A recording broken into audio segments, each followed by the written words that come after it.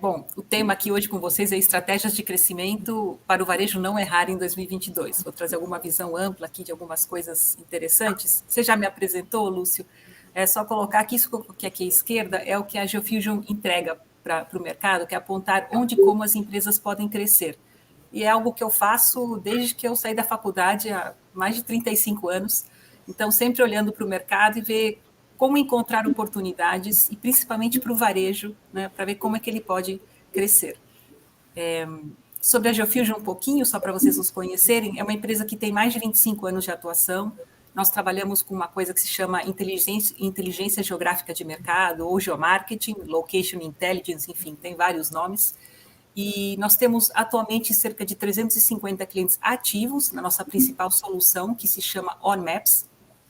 É uma ferramenta na nuvem, onde os clientes traçam as suas estratégias de crescimento, olhando para dados de mercado, mapas, colocando as suas próprias informações.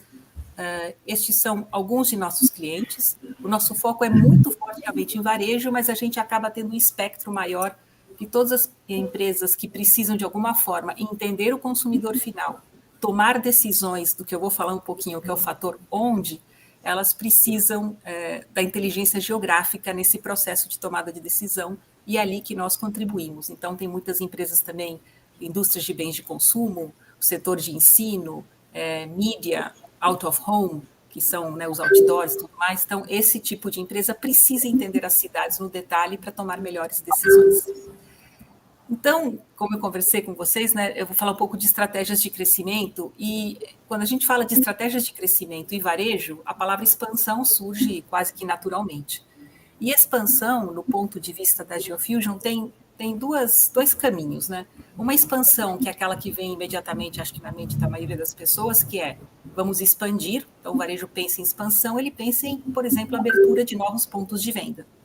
E temos também a expansão, que às vezes as pessoas esquecem, que é, com a rede já instalada, como nós podemos expandir ainda mais? Porque expansão, na verdade, está relacionado a vendas. Então, como expandir as vendas, como aumentar as vendas, seja na rede existente ou seja nas novas unidades que a empresa pode estrategicamente querer abrir. Então, tudo que eu vou falar aqui está muito relacionado com o fator onde, que tem esse caráter geográfico. E quando a gente fala do fator onde, não é um onde simplesmente como quando a gente pensa no onde quando vai viajar para alguma cidade nova, algum país novo, né? É um onde muito focado em negócios mesmo, né? Então, é um onde que significa onde está o potencial de mercado para que a minha empresa possa crescer. Onde está o meu consumidor final? Onde está o meu concorrente, para que eu trace uma estratégia diferenciada naquele local? Onde há potencial de mercado para crescer e onde não há? Porque essas perguntas do onde também nos ajudam as empresas a definirem onde elas não têm que ir. Não é nem onde não precisam ir, é onde melhor que não vão, porque ali o desempenho não vai ser de acordo com o que elas precisam. Então, há muitas perguntas que começam com o fator onde, né? E o onde, a partir de 2020, com a questão da pandemia, ele ficou realmente mais complexo, né? Então, nós temos toda a questão da saúde, que nos fez rever uma série de questões, né? Uma tragédia em termos de humanidade. E na parte dos negócios, muitos negócios sofreram muito, e surgiu ao mesmo tempo um conceito, eu nem sei mais quem criou esse conceito, mas é a questão, vocês devem ter falado bastante sobre isso, do acelerador de futuros, né? Então, a pandemia como uma aceleradora de futuros. Todo mundo falou que as empresas fizeram em 5 meses o que iriam demorar 5 anos, na verdade. Então, mudou muito e isso trouxe uma complexidade.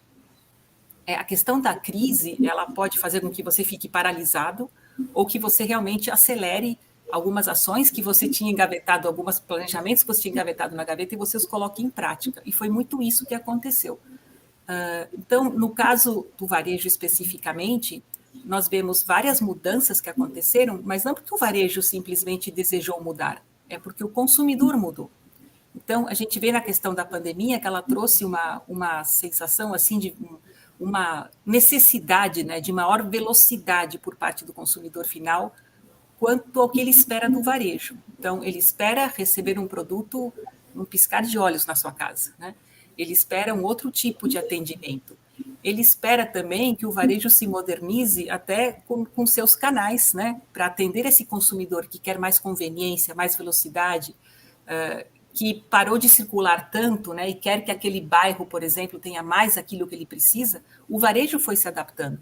Então, a complexidade trouxe essa visão acelerada de coisas que já estavam acontecendo num passo um pouco mais lento, de forma muito rápida, e surgem conceitos como esses que tem aqui nas imagens. Então, a gente tem, por exemplo, aqui à esquerda, o Walmart nos Estados Unidos, mas a questão do BOPS, né, que é o Buy Online, Pick Up in Store. Isso mudou o layout da loja. Mudou as questões de como o cliente vai entrar na loja, deixar o seu carro e pegar o que ele comprou. Trouxe conceitos novos ou acelerou conceitos, né, como as dark stores, por exemplo, que é uma loja praticamente igual a uma loja, mas fechada apenas para que sirva de centro de distribuição urbano, né, dentro das cidades, para que os produtos cheguem mais rápido para o consumidor, que é o que ele espera. Tem outros conceitos também, como, por exemplo, as dark kitchens, né? Que é aí do setor de alimentação, de um único restaurante ou de um pool, de uma cozinha que vai sendo compartilhada ali com vários restaurantes. Tem a questão dos lockers, né? Que agora vários shopping centers, os shopping centers, postos de gasolina, enfim, recebendo esse tipo de equipamento. Por quê?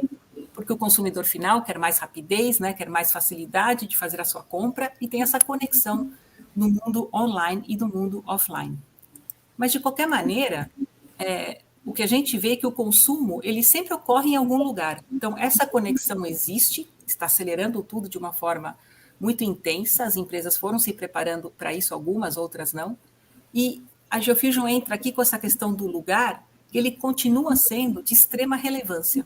Afinal de contas, nós, né, como seres humanos, estamos no mundo físico e vamos consumir o produto, ou porque nós nos deslocamos até algum lugar para fazer a compra, ou porque a gente faz a compra no conforto da nossa casa e o produto chega, né? Às vezes até o serviço chega na nossa casa.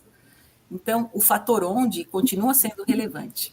E a complexidade, ela é de colocar todos essas diferentes tipologias, né, para atender o consumidor. Então, se antes a abertura de uma loja física nunca foi uma coisa muito simples, né, tem bastante ciência por trás disso, apesar de que o feeling sempre é muito forte, continua sendo para algumas empresas, mas cada vez mais é um mix, né, de feeling com dados e cada vez mais dados, mais tecnologia. Então, essa questão da loja física sempre foi complexa, mas agora, né, tem essa infinidade de possibilidades que trouxeram uma complexidade ainda maior. E o que acontece é que assim, o varejo foi se adaptando e o mercado, né, também foi mudando em termos das cidades, e isso trouxe uma complexidade. E, no fundo, o que os varejistas, acho que têm na sua mente, é uma frase, a gente fala muito isso na Geofusion, é dominar o mercado. Né?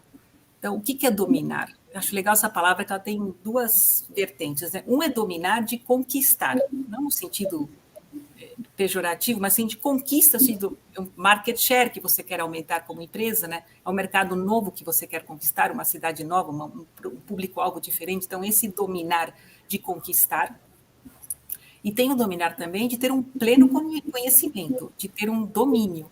Então, ao meu ver, só é possível conquistar aquilo que a gente conhece bem, né? E aí entra toda a parte do que tem mudado, né, no Brasil, e a parte de dados, que é para a gente conhecer e tomar uma boa decisão, traçar uma estratégia, depois um plano tático, depois partir para ação, a gente tem que conhecer não só a nossa empresa, os dados organizados, etc., mas o mercado, né, aonde essa empresa vai atuar. Então, tem muitas mudanças que aconteceram. Eu trouxe alguns exemplos para mostrar essas mudanças. Trouxe 2 exemplos de 2 tipos de dados que são básicos, praticamente, para tomada de decisão, e que, se a gente não tiver cuidado, a gente acaba olhando para um dado antigo ou que não representa a realidade, e aí a tomada de decisão não vai ser correta. Então, se é verdade que retail is detail, né? Em português não fica, né, tão legal essa frase, mas enfim, o varejo é o detalhe. Eu trouxe aqui já uma coisa bastante detalhada, que é assim, se retail is detail, os dados, né, as informações que nós utilizamos para a tomada de decisão também têm que ser detalhadas. Isso aqui é uma imagem de um bairro em Campinas, chama Swiss Park. Vocês têm 2 imagens aqui com 10 anos de diferença. Então, ele era praticamente um nada, né, um loteamento começando a acontecer em 2009 e teve um boom gigantesco em 2019. A foto poderia continuar aqui para a direita, você tem até um pequeno centro empresarial, enfim. É uma mudança muito grande que foi de praticamente 0 a milhares de pessoas. Né? E aí o que acontece? Esse mapa aqui é um mapa um pouco mais técnico, mas é o município de Campinas, aqui marcado em azul. Deixa eu ver se eu mostro aqui. Para quem conhece Campinas, aqui é a rodovia Dom Pedro, aqui vai ter a Anhanguera, e aqui essa região que eu mostrei da foto. Esse tipo de dado que eu mostrei, de informação, né, era de uma forma e ficou de outra, numa foto você entende. Agora, você precisa ter dados sobre isso, porque ali, de repente, surge uma oportunidade para que o varejista esteja até localizado ali fisicamente para atender aquela população. Mas se ele não souber que aquele nada, praticamente, virou uma região, né, com bastante população, que pode ser interessante, se ele não souber isso, ele vai perder oportunidades. Então, vocês devem ter acompanhado a questão do censo, né, que o IBGE teve toda uma questão de repasse de verbas, enfim, o censo não saiu em 2020, não saiu em 2021, talvez saia em 2022, mas ainda tem uma questão ali de verbas, né, para poder fazer o censo, que é uma coisa de bilhões de reais. Quando o censo deixa de existir, essa foto que eu mostrei, ela pode acabar virando algo que os varejistas, de forma geral, não têm conhecimento, porque eles não têm acesso a um dado que permitiria olhar para esse tipo de mudança no Brasil afora. Então, como a gente tem esse sistema que eu comentei, que é o One Maps, que a gente precisa, os nossos clientes olham esses detalhes dentro da cidade, a gente se preocupou em construir uma informação que permita dar visibilidade sobre regiões como o Swiss Park, que estão espalhadas pelo Brasil todo. Então, aqui eu trouxe o mapa de Campinas. Essas áreas em vermelho que vocês estão vendo, aqui de novo, né? Deixa eu marcar aqui. Aqui é Dom Pedro, para quem conhece, né? Aqui é a região da Unicamp, Barão Geraldo. Aqui para baixo é a Anhanguera. Vocês veem essas manchas vermelhas? São as regiões em Campinas que tiveram um forte boom de crescimento de pessoas que residem nesse intervalo entre censos. Vocês veem aqui, eu trouxe alguma informação, só uns números aqui do lado. O município de Campinas como um todo, ele cresceu 1,12 vezes em relação a 2010. Está dando um pouco de eco aqui para mim, não sei se para vocês também. Vou continuar, estou me ouvindo 2 vezes. Já o bairro do Swiss Park cresceu 21 vezes. Olhem as diferenças que acontecem dentro de uma cidade, isso em 10 anos. Então, imagine uma loja em Campinas que não desempenha de acordo com o planejado. Será que ela está numa área que cresceu enormemente? Ou será que ela ainda está numa área com pouquíssima população? Você só vai poder entender se aquela loja está desempenhando a contento se você entender a região em que ela está localizada. Não é justo cobrar de uma loja uma venda, de um crescimento de vendas grande, se ela está numa região com praticamente sem potencial de consumo, porque a cidade mudou. Por outro lado, uma outra loja, que talvez esteja numa dessas áreas vermelhas, poderia desempenhar muito mais. Mas a organização, né, as áreas da empresa que se preocupam, né, com essa parte de desempenho das unidades e tudo mais, ficam cegas, não têm noção desse tipo de informação e não conseguem até colocar metas, né, e desempenhos esperados das diferentes unidades, porque eles vão achar que essa loja não está, por exemplo, numa região vermelha, continua numa região azul, onde o bairro não cresceu 21 vezes, por exemplo. Então, olha o potencial que, né, as empresas podem perder por não ter acesso a esse tipo de detalhe. Eu trouxe uma visão geral assim do Brasil. Esse tipo de crescimento, né, que eu mostrei em Campinas, aconteceu em várias outras cidades do Brasil. Eu separei aqui o grupo das metrópoles, então essas 3, Manaus, Niterói e Porto Alegre, são as 3 metrópoles que mais tiveram esse tipo de crescimento, que é de regiões dentro da própria cidade, não é do município inteiro apenas. O município inteiro cresceu de forma igual, não. Ele teve esses crescimentos de formas diferenciadas. Nesse outro gráfico, vocês vão ver todas as 27 metrópoles. Essas não são as capitais, tá? É um conceito geofusion de definição de metrópoles. Então, a gente vai ter as 3 principais aqui, Manaus, Niterói e Porto Alegre, e à esquerda aquelas que menos tiveram essas diferenças, né, de crescimentos diferenciados dentro delas. Aqui eu trouxe um outro agrupamento de cidades, a gente chama de centros de influência. Quem se destaca aqui? 2 do litoral, em São Paulo, isso comparando o Brasil inteiro. Praia Grande, Guarujá e São Caetano do Sul também, em São Paulo. O gráfico aqui, vocês vão ver, eu trouxe os principais, e aqui tem uma quebra, né, porque são 80 e tantos, né? À esquerda, os que cresceram pouquíssimo, dessa forma diferenciada, e à direita, aqueles que cresceram muito.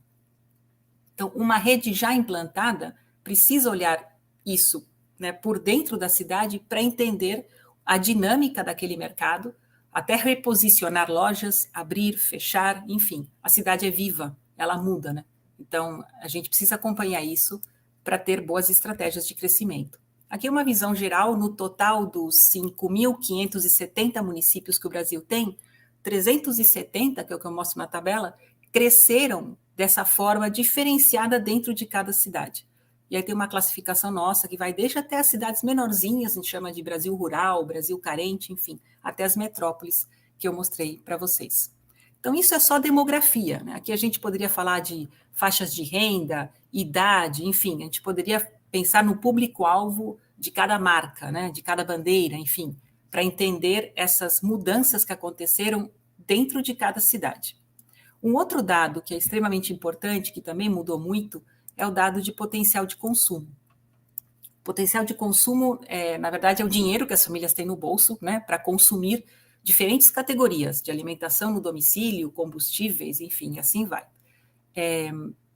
Essa informação a gente trouxe aqui para vocês, eu trouxe para comparar um pouco, então vocês veem que eu trouxe de alguns anos, né, de hoje, que a gente acabou de lançar essa informação, um pouco mais para trás. Então, de forma geral, o potencial de consumo, ele teve um certo decréscimo, sim, né, em 2020, e agora já começou a crescer. Agora, cada categoria reagiu de uma forma diferente, né? Nem todas se recuperaram a ponto de chegar no patamar pré-pandemia, por exemplo. Tem umas que ainda estão muito abaixo. Então, vamos entender isso um pouco melhor.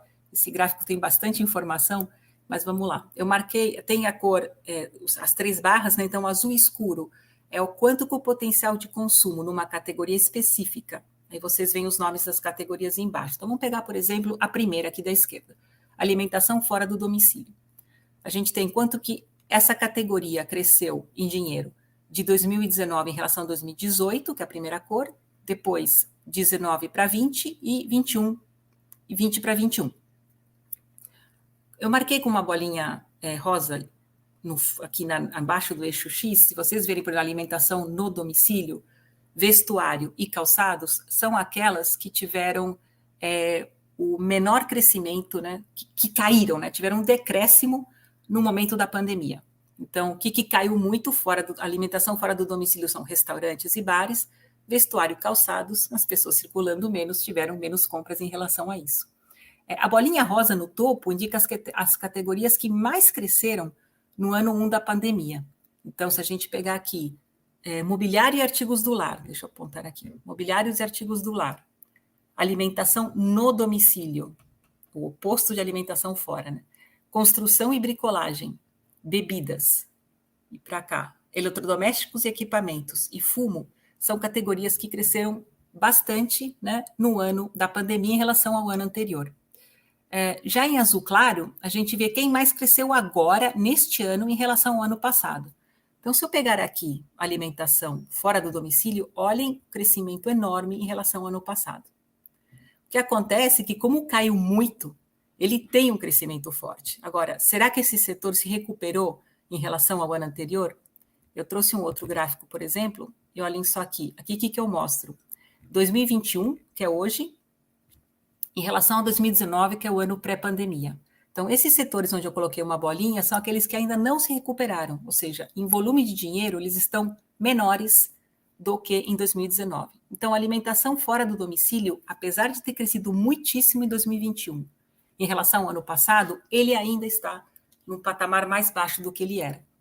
Então, aqui a gente tem, por exemplo, clientes no setor de materiais de construção que o ano passado continuavam aceleradamente crescendo e estavam, né, prevendo como que iria continuar esse consumo, se ele vai diminuir ou se ele vai continuar crescendo.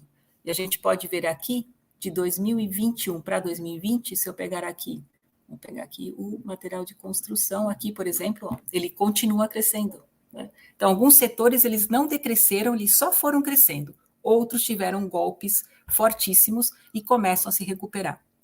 E eu falando desses dados, né, vou voltar aqui para o próximo, né, que eu mostrei, deixa eu passar mais um. O que acontece com essa informação do potencial de consumo? Eu mostrei dados Brasil. Agora, se a gente começar a olhar, relembrar do meu mapa, pelo menos de Campinas, né, com as áreas vermelhas pintadas, para o varejo, não adianta apenas falar de população do Brasil. Eu preciso saber as regiões dentro de Campinas que mais cresceram. Não adianta eu falar apenas de potencial de consumo Brasil ou de potencial de consumo de Campinas, né? O que importa é que eu consiga olhar para dentro da cidade e entender onde aquele potencial de consumo cresceu, onde ele decresceu, que lojas que eu já tenho ali que estão sendo impactadas, que regiões novas existem para que eu possa captar uma oportunidade. Esse mapa que eu trouxe aqui, que é praticamente uma montanha, né? Então, acho que todo mundo consegue imaginar um relevo da cidade que conhece bem, onde tem uma montanha, né? Onde tem um vale, apesar de que a gente não enxerga mais a parte verde, mas tipo na Paulista todo mundo sabe, né? Que é o pico de uma montanha, né? A parte mais alta. Agora, imaginem, tirem um relevo e coloquem uma informação qualquer de relevância em relação àquele mercado. Então, posso entender onde o potencial de consumo, por exemplo, no setor específico, né, de interesse para o meu negócio, onde é o pico da montanha e onde é o vale, né? E com esse tipo de informação, dos dados que fazem relevância para o meu negócio, colocados no mapa, né, e começando a pensar nessa figura aqui da montanha, é que o varejista consegue tomar melhores decisões sobre onde estar presente e onde não estar, né? E aí fazer aquilo que eu comentei antes. A loja que está aqui no pico vermelho tem realmente que vender muito mais do que aquela que está numa área amarela, por exemplo, porque o mercado é muito mais adequado para aquele negócio. Agora, então só vamos ficar nos picos vermelhos? Não vamos para os amarelos? Não vamos para os verdes? Depende. Às vezes o seu tipo de negócio, né, funciona muito bem numa área amarela, né? Talvez na área vermelha vale a pena você ter muito mais lojas, ou uma maior, enfim, aí entra toda a estratégia e até onde você vai colocar uma dark store, onde você vai colocar uma loja física, né? Em função dessa diferença que a gente pode imaginar que uma cidade tem, olhando para esse gráfico que eu trouxe. Então, voltando assim, já meio que finalizando, o potencial de consumo olhando de uma forma diferente, né, por quarteirão, né, por microlocalização, a demografia, a concorrência, enfim, todas essas informações permitem tomar muito melhores decisões. Aqui é um mapa que poderia representar, por exemplo, em roxo, onde eu já estou presente, e nesse verde clarinho eu vou meio que simulando, né, onde eu poderia estar presente numa cidade, esse mapa é de São Paulo, e como eu posso ir cobrindo, né, as áreas para dominar este mercado, levando em conta o potencial, a concorrência, o meu próprio negócio. Então, trouxe de novo as questões que vieram muito forte, né, com a pandemia, localismo, conveniência. Então, o entorno de cada loja, né, a área de influência primária que a gente fala, se tornou ainda mais importante em função desse comportamento do consumidor, que olha muito mais para o seu bairro, para fazer as compras, inclusive, e menos para a cidade como um todo.